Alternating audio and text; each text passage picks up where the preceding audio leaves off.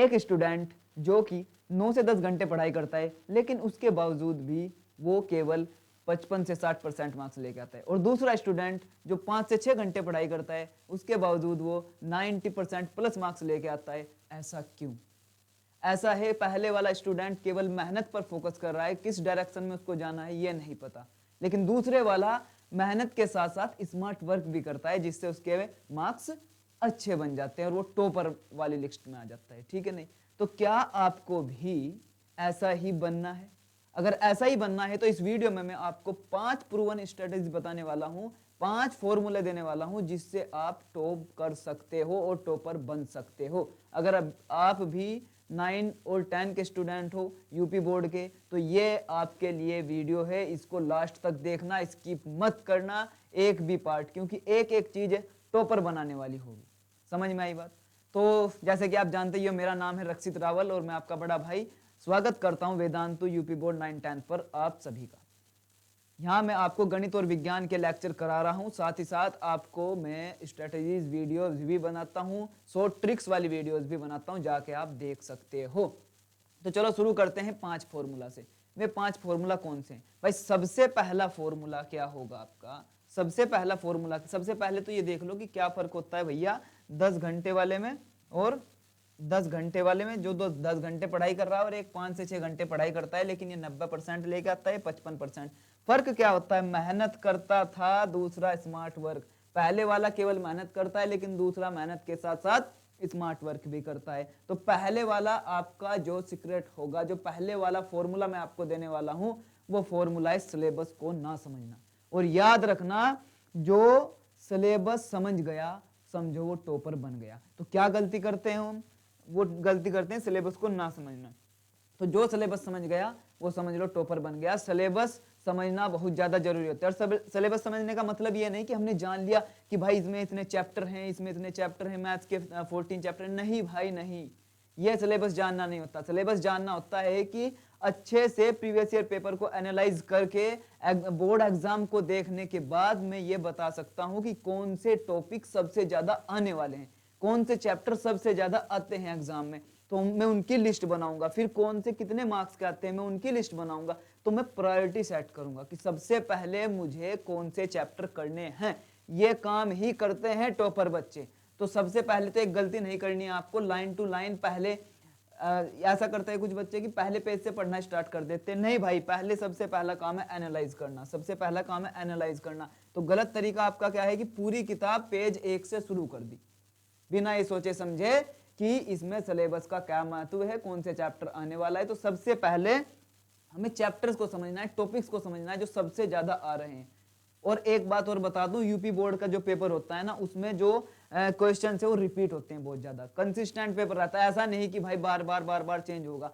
तो आप टॉपिक का आइडिया लगा सकते हो, आप देख सकते हो कौन से टॉपिक ज्यादा आ रहे हैं, आप देख सकते हैं कौन से चैप्टर से क्वेश्चन है जो रिपीट हो रहे हैं बार बार। तो वो आपका सही तरीका होगा। तो हमें सही तरीका क्या है? 5 साल के पेपर पहले देखो, उनको एनालाइज करो। 5 साल के पेपर पहले देखो, उनको अच्छे से एनालाइज करो। ठीक है नहीं?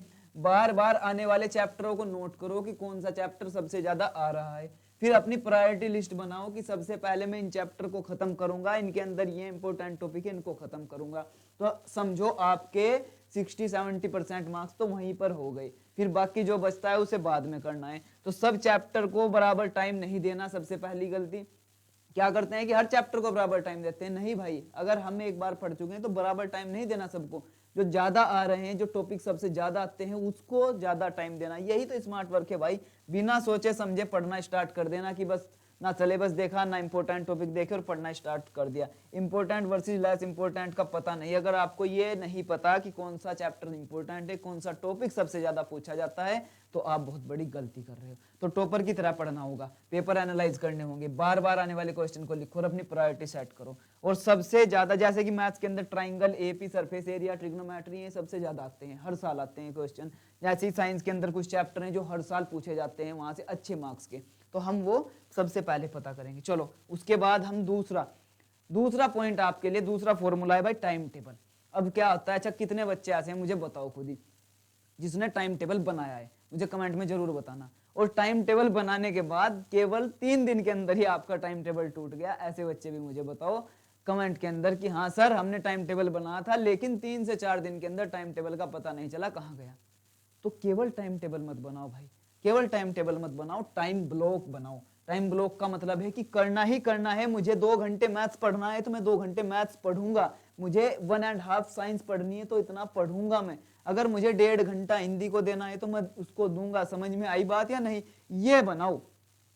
और अगर 2 तरीके होते हैं बनाने के, ऐसा बना सकते हो कि इस टाइम से इस टाइम में मैथ्स पढ़ूंगा, इस टाइम से इस टाइम साइंस पढ़ूंगा, इस टाइम से, और फिर वो पढ़ना है।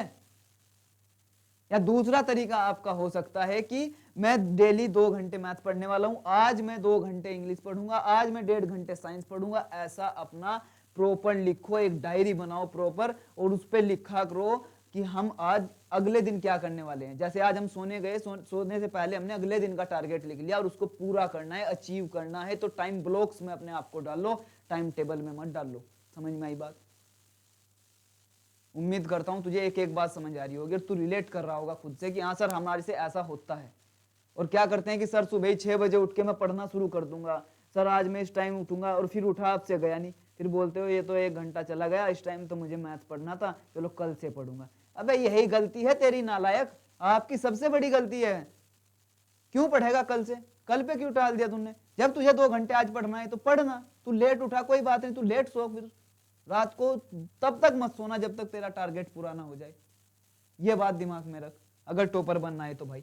और हाँ, सबसे अच्छा पढ़ते वक्त ये जो पोमोडोरो टेक्निक है ना तुम्हारी, जो पोमोडोरो टेक्निक है, जो पोमोडोरो टेक्निक है, ये बहुत काम आएगी। ये साइंटिफिकली प्रूवन टेक्निक है भाई पोमोडोरो टेक्निक। ये क्या कहती है कि आपको छोटा छोटा पढ़ना है और छोटे छोटे बीच में गैप लेने हैं। वैसे तो हमारा जो माइंड है ये 40 मिनट तक बहुत फोकस से काम कर सकता है, लेकिन अगर 40 मिनट नहीं होता तो आप 25 से 30 मिनट बहुत फोकस से पढ़ाई करो, फिर बीच में 5 मिनट का रेस्ट लो, फिर आप 25 से 30 मिनट की पढ़ाई करो, फिर 10 मिनट का रेस्ट लो, और फिर आप 25 से 30 मिनट की पढ़ाई करो, और फिर आप 15 मिनट का रेस्ट लो। ये पोमोडोरो टेक्निक आपको सिखाती है और ये साइंटिफिकली प्रूवन है भाई साहब। साइंस ने इसको प्रूव किया है कि ऐसे हमारा जो माइंड है ना, इस टेक्निक से ज्यादा चीजें याद कर पाएगा, ज्यादा अच्छे से फोकस्ड हो पाएगा और बड़े अच्छे से हम चीजों को समझ पाएंगे। इस टेक्निक का यूज पढ़ते टाइम जरूर किया करो। ऐसा नहीं कि बैठ गए सर 4 घंटे तक उठ ही नहीं रहे और बस पता ही नहीं कि हम पढ़ के आ रहे हैं। वही तो बोल रहा हूं कि एक बच्चा 9 से 10 घंटे पढ़ रहा है लेकिन उसको पता नहीं क्या पढ़ रहा है, डिस्ट्रैक्ट हो रहा है, उसका माइंड काम करना बंद कर दिया, उसके माइंड के अंदर इक्वेशंस आनी बंद हो गई, उसके माइंड के अंदर स्टेप बाय स्टेप सॉल्यूशन नहीं हो रहे मैथ्स के। तो क्या फायदा भाई? थोड़ा पढ़ेगा लेकिन फोकस से पढ़ेगा और पोमोडोरो टेक्निक का इस्तेमाल करके पढ़ेगा तो भाई जरूर तू टॉपर बन जाएगा। 25 मिनट पढ़ फिर ब्रेक ले, फिर 25 मिनट पढ़ फिर ब्रेक ले, और 5 से 6 घंटा अगर तू फोकस से पढ़ता है ना तो ये तुझे टॉपर बना देगा, ना कि 10 घंटे पढ़ने से। तू 10 घंटे पढ़ेगा, डिस्ट्रैक्ट रहेगा तो उसमें कोई फायदा नहीं है। तू बुक को खोल के बैठ गया घर वालों को दिखाने को कि ये रही मेरी बुक और मैं पढ़ रहा हूं, और घर वालों को दिखाने को क्यों बैठ गया भाई? घर वाले रिजल्ट देखेंगे तेरा, घर वाले तेरा रिजल्ट देखेंगे लास्ट वाले दिन। तो ये मत दिखा कि मैं 10 घंटे पढ़ रहा हूं, ये दिखा कि मैं 5 से 6 घंटे भी अगर पढ़ रहा हूं तो पूरा फोकस से पढ़ रहा हूं। जो मैंने पढ़ा है वो मुझे पता है कि मैंने कितना पढ़ा है और मैं इससे टॉप कर जाऊंगा। ये तेरी प्रायोरिटी होनी चाहिए। टाइम टेबल को ऐसे कर, क्वालिटी पे ध्यान कर मेरे भाई, क्वांटिटी पे नहीं। क्वालिटी और क्वांटिटी में फर्क जानता है ना? अपने आप को क्वालिटी, अपने आप को ना क्वालिफाई कर, अपने आप के अंदर अपने गुणवत्ता लेके आ भाई। ज्यादा चीजें भरने से कुछ नहीं होगा, लेकिन क्वालिटी अच्छी कर। समझ में आई बात? चल अगला जो तीसरा है आपका नोट्स का। देखो भाई कुछ बच्चे बोल लेंगे सर हम तो नोट्स बनाते ही नहीं। सबसे बड़ी गलती तेरी सबसे पहली तो यही है। अगर पढ़ाई कर रहा है तो नोट्स बनाने चाहिए, और कुछ बच्चे नोट्स बनाते हैं लेकिन गलत तरीके से। क्या फायदा ऐसे नोट्स बनाने का जिसमें आपने पूरी की पूरी बुक ही छाप दी? अरे भाई फिर तो बुक है ना तेरे पास, आपके पास बुक है, पढ़ लो। तो ऐसा नहीं करना। नोट्स बनाने का भी तरीका होता है। नोट्स बनाने का तरीका होता है कि शॉर्ट नोट्स बनाने हैं मुझे, उस चैप्टर का निचोड़ मुझे लिखना है 1 से 2 पेज के अंदर। स्टिकी नोट्स लगाने हैं मुझे, इंपॉर्टेंट टॉपिक लिख के। इंपॉर्टेंट फॉर्मूलाज को मुझे अंडरलाइन करना है कि मैं बाद में उस बुक उठाऊंगा तो वो अंडरलाइन वाली चीजें पढ़ जाऊंगा। ये तरीका होता है। तो क्या कर सकता है? सबसे पहले तो पढ़ चैप्टर को, चैप्टर को पढ़ने के बाद अपने वर्ड्स में उसको लिख जो इंपॉर्टेंट टॉपिक्स हैं, और माइंड मैप्स बना भाई। माइंड मैप्स बनाने बहुत ज्यादा जरूरी होते हैं कि एक सर्कल बनाया उसके अंदर कुछ इंपॉर्टेंट टॉपिक लिख दिया, एक रेक्टेंगल बनाया उसके अंदर कुछ इंपॉर्टेंट टॉपिक लिख दिया, और हाईलाइटर का इस्तेमाल कर, हाईलाइट करो इंपॉर्टेंट लाइंस को। सभी पूरी बुक को हाईलाइट मत कर दिया करो, या पूरा जो आपने नोट्स बनाया है 2 पेज का उसमें भी तुम हाईलाइट कर रहे हो तो पूरे को हाईलाइट कर दोगे नहीं, केवल इंपॉर्टेंट। और साइंस के लिए क्या है भाई साहब, डायग्राम बनाओ, सबसे ज्यादा इंपॉर्टेंट है। एग्जाम के अंदर डायग्राम आपके इतने हेल्प करेंगे नंबर लाने में जितना आपका रिटर्न वाला पार्ट भी नहीं करेगा। और भाई साहब जो रिजल्ट है ना, एग्जाम से एक दिन पहले 1 घंटे में तू पूरा चैप्टर रिवाइज कर सकता है, यहाँ तक कि तू 3-4 घंटे में ही ना पूरी बुक रिवाइज कर सकता है अपने सब्जेक्ट के, अगर तूने शॉर्ट नोट्स बना रखे हैं।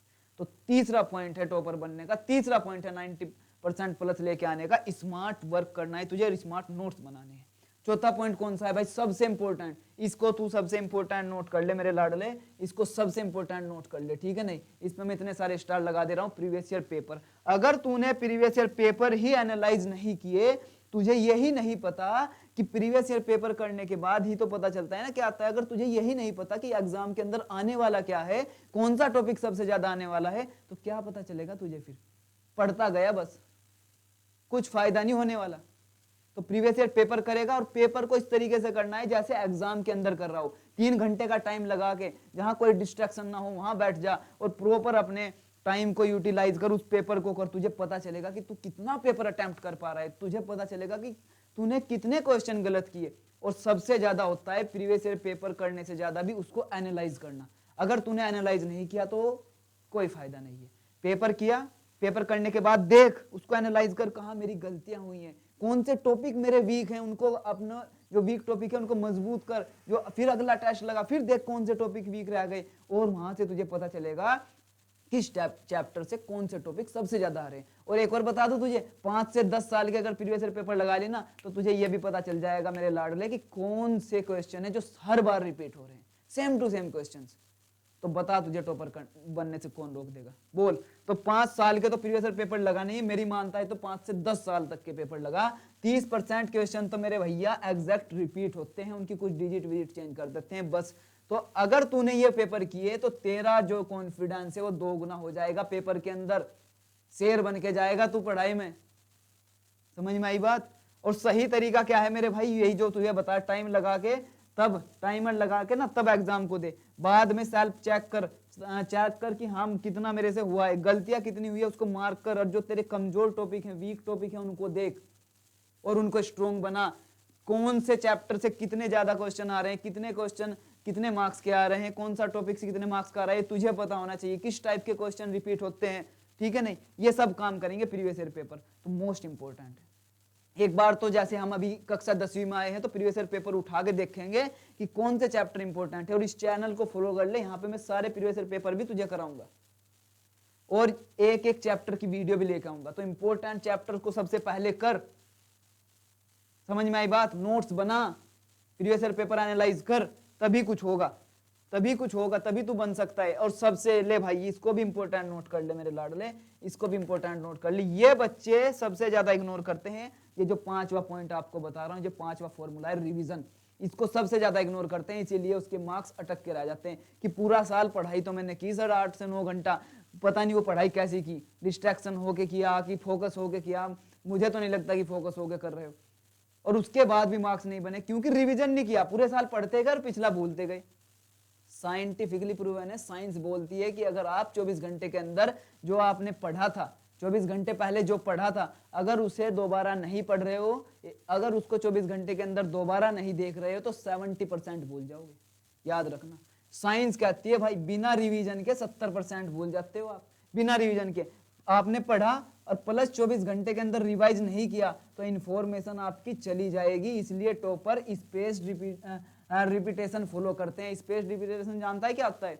रिवीजन। क्या करेंगे वो, जैसे आज हमने कोई टॉपिक पढ़ा, तुम्हें भी यही करना है टॉपर बनने के लिए। आज कोई हमने टॉपिक पढ़ा, कल अगर मैं उस सब्जेक्ट को पढ़ रहा हूं तो जो आज टॉपिक पढ़ा था पहले उसको रिवाइज करूंगा, उसको रिवाइज करने के बाद मैं नेक्स्ट टॉपिक पढ़ूंगा, फिर अगले दिन ऐसे ही करूंगा, और फिर 5वें दिन में क्या करूंगा भैया, जो मैंने 5 दिन का पढ़ा है ना पूरा उसका रिवाइज करूंगा, फिर मैं 15वें दिन जो मैंने 15 दिन का पढ़ा है उसका रिवाइज करूंगा। ऐसे रिवीजन को बांट, ऐसे रिवीजन को बांट, ठीक है नहीं। देख आज मैंने पढ़ा है नया चैप्टर, ठीक है, कल मैं उसका रिवीजन करूंगा, तब मैं दूसरा टॉपिक पढ़ूंगा, फिर 5 दिन में मैं सेकंड रिवीजन करूंगा, और फिर 15 दिन में मैं थर्ड रिवीजन करूंगा। ये तेरा पूरा प्लान होना चाहिए। अगर रिवीजन है तो समझ ले तेरे नंबर अच्छे आएंगे। रिवीजन के बिना कभी कुछ नहीं हो सकता। सबसे इंपॉर्टेंट होता है रिवीजन, केवल पढ़ना कुछ नहीं होता मेरे भाई। अगर तूने पढ़ाई करी और पढ़ाई करने के बाद रिवीजन नहीं किया तो तेरा रिजल्ट डाउन जाएगा। Revision is the most important की फॉर सक्सेस। समझ में आई बात? सक्सेस होने के लिए ना रिवीजन सबसे ज्यादा जरूरी है। और करना कैसे बता दिया, जो आज पढ़ा उसको कल पढ़, तब अगला टॉपिक पढ़। और रात को सोने से पहले, जब सोने जाता है तो उससे पहले बैठ बैठ के आंखें बंद करके देख कि मैंने आज पूरे दिन क्या रिवाइज किया, क्या क्या मैंने पढ़ा है, वो पूरे दिन का रिवाइज कर, बिना नोटबुक में देखे, बिना कहीं देखे, फिर पढ़ के सो जा। तेरा सबकॉन्शियस माइंड काम करेगा, ये तुझे सक्सेस दिलाएगा, याद रखना, ठीक है नहीं? और ये देख, teach it to learn it, ये भी बहुत अच्छा तरीका होता है। अगर तू किसी को पढ़ा सकता है, कोई छोटा भाई बहन है, कोई बड़ा भाई बहन है, या कोई तेरा फ्रेंड है, आपस में आप एक दूसरे को पढ़ा सकते हो ना, बेस्ट है तेरे लिए, बेस्ट है तेरे लिए।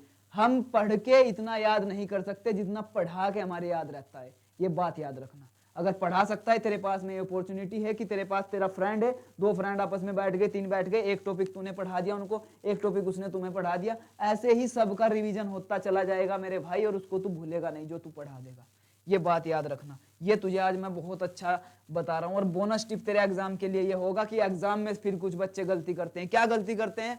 एग्जाम में गलती करते हैं, प्रेजेंट नहीं करते अच्छे से। सबसे पहले हेडिंग वगैरह अंडरलाइन करो, पैराग्राफ को छोटा छोटा लिखो कि भाई 2 लाइन का 3 लाइन का पैराग्राफ लिखा, 1 पॉइंट बनाया, फिर दूसरा पॉइंट बनाया। पॉइंट बनाकर एग्जाम के अंदर लिखना होता है, ये नहीं कि पूरा पेज हमने पैराग्राफ का छाप दिया।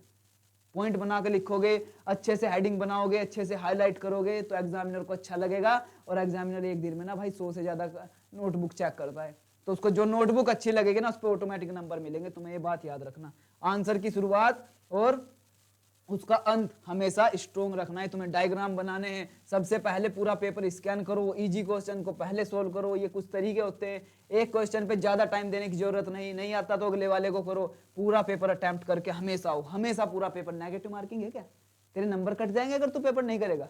अगर क्वेश्चन नहीं करेगा नंबर कट जाएंगे? नहीं ना, तो पूरा पेपर करके आना है भाई आपको। और एग्जामिनर एक दिन में 100 से ज्यादा कॉपी चेक करता है, मैं आपको बता ही चुका हूं। तो जो कॉपी बहुत ज्यादा ऑर्गेनाइज होगी, क्लीन होगी, अच्छी हैंड राइटिंग आपकी होगी, तो समझ लो नंबर ऑटोमेटिक आपको मिलेंगे, आपको ऑटोमेटिक नंबर मिलेंगे। तो ये आपको मैं बता चुका हूं कि 90% लाने के लिए मेरे लाडले मेहनत भी है, स्मार्ट वर्क भी है और सही स्ट्रेटेजी भी है, तो तू 90% लेकर आ जाएगा बोर्ड के अंदर। ये टॉपर वाला सीक्रेट, टॉपर वाली स्ट्रेटेजी मैं तुझे बता चुका हूं। तो सिलेबस को अपने लिस्ट बना, सबसे पहले टाइम ब्लॉक का यूज कर, स्मार्ट नोट्स बना, previous year question paper analyse कर और उनको लगा 3 घंटे का टाइम लगा के। और रिवीजन जरूर करना है तुझे, रिवीजन जरूर करना है, 1 दिन, 5 दिन, 15 दिन वाला ऐसा बना के। और प्रेजेंटेशन इंप्रूव कर, पेपर में अच्छे से पेपर को लिख। समझ में आई बात? अगर ऐसा करता है तो तुझे कोई नहीं रोक सकता 90% लेके आने से। और अगर वीडियो तुझे अच्छी लगी है, लगा है कि सर बहुत इंफॉर्मेटिव है, हमसे रिलेट करती है, तो अपने सभी दोस्तों को भेज दे जो आज तक स्ट्रगल कर रहा है कि मैं नंबर कैसे लेके आऊं, ठीक है नहीं? और लाइक कर, चैनल को सब्सक्राइब करके बेल आइकन जरूर दबा देना मेरे भाई, बेल आइकन जरूर दबा देना। मेरी हर वीडियो का नोटिफिकेशन मिलेगा। साइंस और विज्ञान के सभी लेक्चर यहाँ पे, साइंस और मैथ्स के सभी लेक्चर यहाँ पे हो रहे हैं। वीडियोस डाल भी चुका हूं और प्रॉपर वीडियोस आ रही हैं, और आपको स्ट्रेटेजीज की, टिप्स एंड ट्रिक्स की वीडियो भी यहाँ पे मिलेंगी। तो तेरे लिए बेनिफिशियल ये चैनल होने वाला है, पूरा बेनिफिट होने वाला है। तो भैया इसको सब्सक्राइब करके रख ले। चलो फिर, मुझे लगता है कि बहुत अच्छी इंफॉर्मेशन थी और आपको सब समझ आया होगा। मिलता हूं अगले किसी इंपॉर्टेंट टॉपिक के साथ में, तब तक के लिए जय हिंद, लव यू।